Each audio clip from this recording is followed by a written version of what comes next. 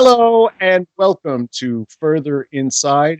My name is Eric Light. I am the artistic director of Chor Leoni Men's Choir, and I am really lucky and happy to be joined by Timothy Shantz, who conducts Luminous Voices as well as a number of other groups. We'll find out more from him.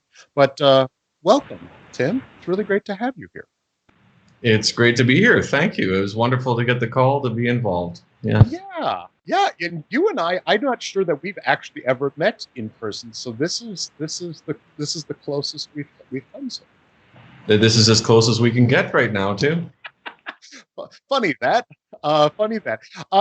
So on the live stream, we're featuring the work of Luminous Voices and the new piece and the new album that you have coming out. But that's not the only group that you conduct. Can you tell us the myriad of choirs and jobs that you are currently undertaking?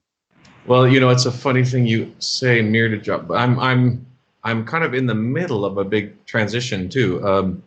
I've taken on a position at the University of Alberta as associate professor in choral music, and so I had the joy of working with the University of Alberta Madrigal Singers this year and starting to forge my relationship with that group.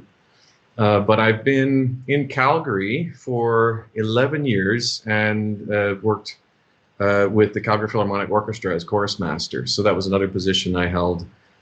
And I guess you could say I still hold it till June 30th, even though we're silent right now. And we're meeting by Zoom once in a while. And the other group that I work with. How large is that group? How big a choir is that one? It's around 110 singers in that range. 80 to 110. Yeah, it's a big symphony chorus and an amateur chorus, but also some section principals and a really fantastic group, wonderful group, and amazing to make that kind of music and missing that large sound that we can make with the orchestra right now. And then the other group was Spiritus Chamber Choir, an amateur choir in Calgary. Was with the choir for 10 years, so 11 years actually. And it's bittersweet change to not be with that group this last year, and they've had a transitional time, and now have hired a new artistic director, Mark Bartel. So I'm excited to see and hear what they do in the coming years. It's hard to leave, isn't it? It's hard to leave. It is, yeah, and especially when there's much unfinished business. I always find that we're always evolving, always changing our practice, even the way in which we work. So yeah. I was looking forward to a new period of introspection but growth in other ways. And anyway, we leave that and we move on. And then Luminous Voices, the professional choir that we started. Yeah, and now you're a founder of that group, correct? Yes. Yeah. So I always think founders either see something in themselves, something in the singers, or something in the community, or a mishmash of all three of those things that makes them want to start a choir. What was the deep-seated reason to begin Luminous Voices? Maybe it's almost a dare. Is it crazy to start a professional choir? I mean, no. I mean, there's aspirations, personal, but also an opportunity, I think, in the community to bring a new shining light. And being inspired from other professional choirs across Canada and elsewhere. I felt like the ground was laid here, and that it was important to have that kind of ensemble in the community. So then we can keep also shining a light on all the other great choral singing that's going on. So it's the idea of bringing value to voices and to a choir of that caliber, and feeling like we have something to say. That is different from another group, and then a number of things came together. I mean, it was in 2012 that we began, and the Calgary Philharmonic Orchestra was launching a War and Peace Festival, and they were wanting to offer another program outside of the orchestral programs. And so I, proposed this idea of launching a professional choir as part of that festival. And so they presented the choir, which was a big help in a first go, where you're not the ones that are trying to sell a concert. And it was to great success. And it seemed to fit well with my position as chorus master to try to create an ensemble that could be as like an orchestra that way, where we come together and we rehearse in a short amount of time and put on a wonderful concert. I want to follow up on the one thing that you said. You said the founding of Luminous Voices was really about having a thing to say that's different than the other groups. What is that for you? And maybe with this group versus the other groups that you've conducted or do conduct. It's partially repertoire. Trying to tackle some rep that I might not perhaps with an amateur choir. It's about the certain vocalism that's involved, and the inspiration of these kind of ensembles all across the world. So it's a different way of working, and in the end, some of our results can be very similar to any other group that I might work with. So the choir might say, well, what's your end goal? Well, we want to just be singing the best we can in any of these ensembles, and but also presenting repertoire that I might choose not to go towards in another ensemble, but doing it in a fast and furious way is sometimes invigorating. I've enjoyed that. I mean, I would say when I first started, it was just to establish an ensemble like this. But as time goes on, that the goals change too. The what I'm trying to say or what we're trying to do evolves and changes constantly. So I think you touched on something that I think is really interesting, that the product maybe sometimes between an amateur and a professional choir can be very similar, but certainly the process getting there is different. I'm really personally struggling right now in this time of COVID-19, where the virtual choir has become de rigueur of our field right now, because it's something that's allowable. But to me, it's something that doesn't necessarily reflect either in my professional choir experience or my amateur choir experience, a process that is almost recognizable to me. Can you reflect on are there different aspects of what the process is that leads to something else in your view between like a professional or an amateur, or maybe even touching on this virtual choir thing? You may have a very different opinion about it.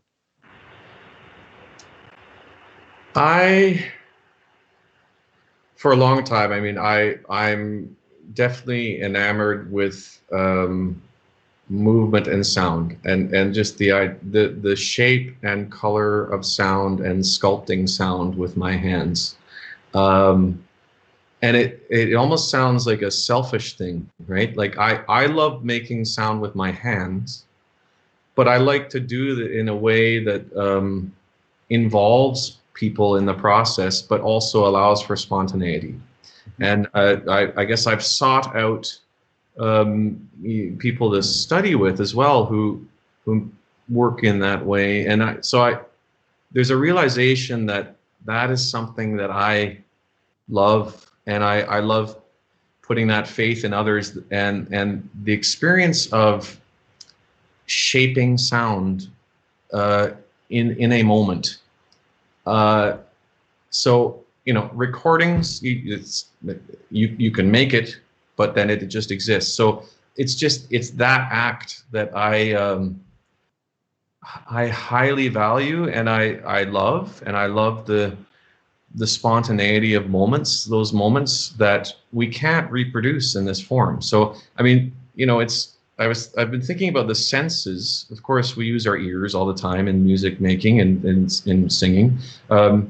We we use our eyes, of course. We're using our eyes both peripherally and directly. Maybe as singers, we're watching a conductor, but we're also aware Hopefully, yes. sometimes. But if some things aren't needed to be conducted, and you're also looking at your periphery. You're aware not just of sound, but of the presence of your neighbors, your presence of the people around you. You're aware of where you are on the stage. And then there's the sense of not touch but feeling. Like we feel vibrations. I mean, there is a sense to feeling the vibrations and the rumbling, the buzzing. I mean, we feel it internally from our own singing, but we also feel those vibrations of those around us. We ride the waves of the overtones. It is such a deep sensorial experience that that's what I've been hit most with lately, where it's like, this feels empty. Like it's scary. So, well, it's quite a drug, isn't it? And you get very addicted to. I mean, I'm sure there's endorphins going off when we get that sense of that in tune chord with the perfect third and the perfect fifth and the octave perfectly in balance with the all of those things that we can explain, but to feel and then also to be inside of, as we are in a way as conductors, but especially our singers are. It's there really is not another feeling quite like it. No. So the way this is what we miss, but this is the if you're going back to the question of what is a professional choir, what's the difference there? It's that I'm doing teaching, but my pedagogical work is perhaps assuming more, and that even in the rehearsal process, I enjoy the process of creating without saying always, and allowing us to perhaps intuit. It's partly my style, and asking others to do that around me. So I think in a professional setting, we do that quickly. We do that right away. And we dive in, and I challenge the ensemble, and they love the challenge to just read whatever it is, or make the music happen right away. So and I do the same things with other ensembles, but there's other expectations with this kind of group. For sure. As you're starting a group like this, or any of the other ones, on your journey to becoming a choral conductor, a musician, who are your heroes? Who are you looking up to? Whether or not that's the work that you're doing now, or as you were coming up as a young person. Yeah, it's always shifting. I grew up in Ontario, Southern Ontario, and I was around great music making. It takes you to move away from your home to over time to realize what the value of what you had. Grew up watching Howard Dick direct the Grand Philharmonic Choir. They've had a few different names over the years, but doing the great oratorios and the Bach Passions, and that was extremely influential to me. And realizing that doesn't exist everywhere. Like it's not all communities around have that. There's a great Germanic tradition in that region. Kitchener was formerly named Berlin, in fact. I mean, there's a lot of Germans, and my Swiss German Mennonite roots are deeply embedded in that area. Lots of Shantzes, and that's my influence. I mean, singing in church and singing in, started singing soprano, and then alto, and then bass, and then tenor. Right. So it's more of been a life pursuit, and then choosing to move to Alberta and study in Edmonton with Len Rotzlaff, that was a big influence on me. And then working with Pro Coro as a singer, and being experiencing some of the Scandinavian choral music and that the entire tradition there. That Dick Sparks wouldn't have anything to do with that, would no, he? nothing. Yeah. So yeah, I mean, people like Richard and Len and Frida Bernius, the sound that he creates, the sound that he gets with an ensemble. So it's a certain kind of vocalism along with a certain uh, energy and quality of sound that's where my ear has gone. It's really fascinating to me that you kind of leads into my one of my last questions for you is that almost everyone that you named, of course, this is your experience, your own music experiences coming up in the world. These are almost all Canadian conductors and musicians. I'm newish to the Canadian choral scene. I've been here doing this about 7-8 years now, and so I know enough to know what I don't know now. But I'm curious from your perspective as somebody who's come up through this and has been in different parts of the country, etc. What do you think? Are there any defining aspects regarding Canadian choral music, and are there any maybe misconceptions to for our friends that are watching this around the globe about what's going on here, or things that they ought to know about the Canadian choral scene? The Canadian choral scene is phenomenal. It has a rich history, rich tradition. It definitely, a lot of the people we look back to, there's this British influence. There's maybe more British influence than there might be in the US. I mean, having studied in the US for a number of years too, uh, I bring a certain perspective to my experience and realizing, oh, maybe there are some differences to the way in which we approach. I would say in Canada, being so spread apart, and our singing schools, you could say, both the style of singing and also our accents um, makes it quite a diverse vocal style from east to west. And it's fun to growing up listening to choral concert too. It's fun to play the game. Well, who's that choir? You can hear it. You can hear sounds. And there's regional sounds too, right? I mean, we all know about Absolutely. directors. As directors, there's certain sounds that we will elicit without trying, without knowing, and then there's others that we are going for as sounds. But And others we can't escape. we can try, but we cannot escape them. Yeah. But that's what I find fascinating is to hear those differences across the country. And you hear the influence of certain people that certain directors. You hear the influence of language and accents. And it's fascinating. That's the beautiful part of choral music, the aspect of choral music that you can't fully explain. I mean, there's the regional differences, and I like to think of it as like spices or different flavors, right? Yeah. So difference from the U.S., I would say that there's you just don't have as big a population. So you can still hear, I'd say, in most of the ensembles, the influence of you can identify a name of a person, and you can say, okay, there's this sound, and you can do that in the States as well.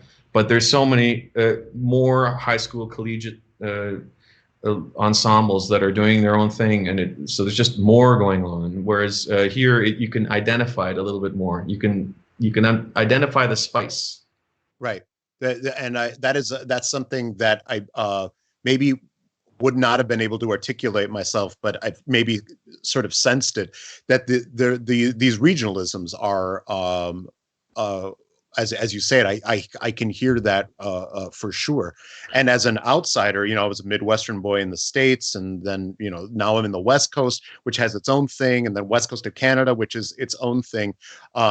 Definitely opportunities and challenges with how we all speak and the culture and et cetera, and how that works its way into the singing. And that's really quite interesting in a globalized world that Canada has been able to hold on to a little bit of that. I think that's really quite I something. but don't you think that it's like that everywhere? I mean, there's a Midwest sound, there's a California sound a little bit, there's a Florida area sound, Georgia, Florida. I'd say you could identify certain areas throughout the U.S. too, and we have to celebrate that. Like that, we don't want to just have this homogenized. At least I don't want to hear only the same kind of sound coming from a whole country.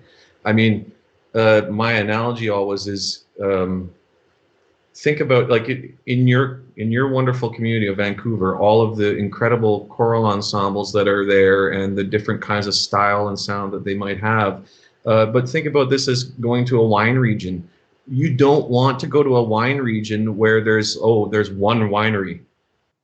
Oh, great, one winery. No, I want to sample the flavors. I want to get the different tastes. I want to I want to learn how you make that wine. And yeah, oh yeah, now I understand. There's a difference. It's I think that is a gorgeous analogy, and I'm just very glad that we've been able to that we get to sample some of the slopes of your work with luminous voices. And I want to thank you so much for speaking with us and sharing some of your thoughts. We're going to share right now with everybody. Your performance of a work by Z. Randall Stroope. Could you just maybe set this up for us, please?